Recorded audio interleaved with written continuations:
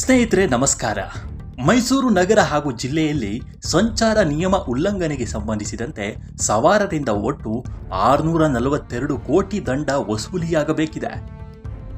ಮೇ 2026ರ ಮೊದಲಿನ ಪ್ರಕರಣಗಳಿಗೆ ಸರ್ಕಾರ ಶೇಕಡ 50ರಷ್ಟು ರಿಯಾಯಿತಿ ನೀಡಿದ್ದು, ಇದರ ಸದ್ಬಳಕೆಗೆ ನ್ಯಾಯಾಧೀಶರಾದ ಉಷಾರಾಣಿ ಮನವಿ ಮಾಡಿದ್ದಾರೆ. ದಂಡ ವಸೂಲಿಗಾಗಿ ಪೊಲೀಸರು ಮನೆ ಮನೆಗೆ ಭೇಟಿ ನೀಡಿ ಹಳ್ಳಿಗಳಲ್ಲಿ ಡಂಗೂರ ಸಾರಿಸಲಿದ್ದಾರೆ ಎಂದು ತಿಳಿಸಿದ್ದಾರೆ. ಮೈಸೂರಲ್ಲಿ ಸಂಚಾರ ನಿಯಮ ಉಲ್ಲಂಘನೆಯ 642 ಕೋಟಿ ದಂಡ ಇನ್ನೂ ಬಾಕಿ ಇದೆ. 1991ರಿಂದ 2022ರ ಅವಧಿಯಲ್ಲಿ ಸಂಚಾರ ನಿಯಮ ಉಲ್ಲಂಘನೆ ಪ್ರಕರಣಕ್ಕೆ ಬಾಕಿ ಇರುವ ದಂಡ ಪಾವತಿಗೆ ಶೇಕಡ 50ರಷ್ಟು ವಿನಾಯಿತಿ ಬಳಸಿಕೊಳ್ಳಿ ಎಂದು ಮನವಿ ಮಾಡಿದ್ದಾರೆ. ಮೈಸೂರು ನಗರ ಪೊಲೀಸ್ ಕಮಿಷನರೇಟ್ ವ್ಯಾಪ್ತಿಯಲ್ಲಿ 1.5 ಕೋಟಿ ಪ್ರಕರಣಗಳಿದ್ದು 458 ಕೋಟಿ ರೂಪಾಯಿ ದಂಡ ಪಾವತಿಯಾಗಬೇಕಿದೆ. ಮೈಸೂರು ಜಿಲ್ಲಾ ಪೊಲೀಸ್ ವ್ಯಾಪ್ತಿಯಲ್ಲಿ 36 ಕೋಟಿ 73 ಲಕ್ಷ ಪ್ರಕರಣಗಳಿಂದ 184 ಕೋಟಿ ರೂಪಾಯಿ ದಂಡ ವಸೂಲಿಯಾಗಬೇಕಿದೆ ಎಂದು ಸುದ್ದಿಗೋಷ್ಠಿಯಲ್ಲಿ ಮೈಸೂರು ಜಿಲ್ಲಾ ಪ್ರಧಾನ ಮತ್ತು ಸತ್ರ ನ್ಯಾಯಾಧೀಶರಾದ ಉಷಾರಾಣಿ ಹೇಳಿದ್ದಾರೆ.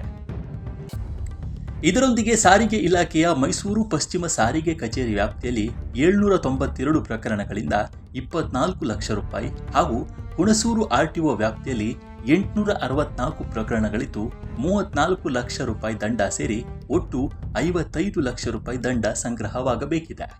ಪೊಲೀಸ್ ಇಲಾಖೆಯ ಮೇ 2026ರ ಮೊದಲು ಪ್ರಕರಣಗಳು ಮತ್ತು ಸಾರಿಗೆ ಇಲಾಖೆಯ 1991ರಿಂದ 2022ರ ಅವಧಿಯಲ್ಲಿ ಸಂಚಾರ ನಿಯಮ ಉಲ್ಲಂಘನೆ ಪ್ರಕರಣ ದಾಖಲಾಗಿ ಬಾಕಿ ಇರುವ ಪ್ರಕರಣಗಳ ಮೊತ್ತದಲ್ಲಿ ಶೇಕಡ 50ರಷ್ಟು ರಿಯಾಯಿತಿ ದಂಡ ಪಾವತಿಯನ್ನ ವಾಹನ ಸವಾರರು ಸದ್ಬಳಕೆ ಮಾಡಿಕೊಳ್ಳಬೇಕು ಅಂತ ಮನವಿ ಮಾಡಿದ್ದಾರೆ.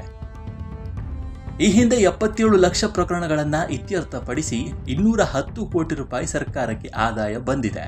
ನಾಗರಿಕರು ಈ ಯೋಜನೆಯ ಪ್ರಯೋಜನ ಪಡೆದುಕೊಳ್ಳಬೇಕು.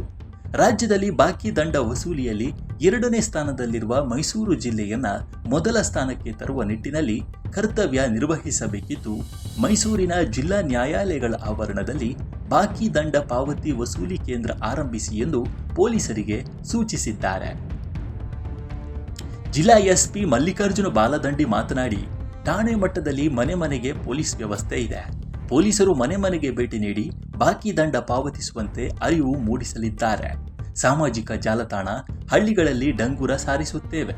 ನಾಗರಿಕರು ತಮ್ಮ ವಾಹನದ ಸಂಖ್ಯೆಯನ್ನು ಹಾಕಿದರೆ ಎಷ್ಟು ದಂಡ ಬಾಕಿ ಇದೆ ಎಂಬುದನ್ನು ಸುಲಭವಾಗಿ ತಿಳಿಯಬಹುದಾಗಿದೆ ಅಂತ ತಿಳಿಸಿದ್ದಾರೆ. ಈ ವಿಡಿಯೋ ನಿಮಗೆ ಇಷ್ಟವಾಗಿದ್ದರೆ ಲೈಕ್ ಮಾಡಿ, ಶೇರ್ ಮಾಡಿ ಮತ್ತು ನಮ್ಮ NCIB ಚಾನಲ್ ಅನ್ನು ಈ ಕೂಡಲೇ ಸಬ್ಸ್ಕ್ರೈಬ್ ಮಾಡಿ. ಧನ್ಯವಾದಗಳು.